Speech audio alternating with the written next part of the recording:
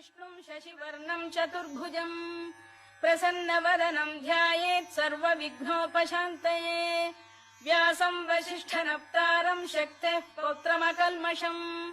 पराशरात्मजं वन्दे शुकतातं तपोनिधिम् व्यासाय विष्णुरूपाय व्यासरूपाय विष्णवे नमो वै ब्रह्मनिधये वासिष्ठाय नमो नमः अविकाराय शुद्धाय नित्याय परमात्मने सदैकरूपरूपाय विष्णवे सर्वजिष्णवे यस्य स्मरणमात्रेण जन्म संसारबन्धनात् विमुच्यते नमस्तस्मै विष्णवे प्रभविष्णवे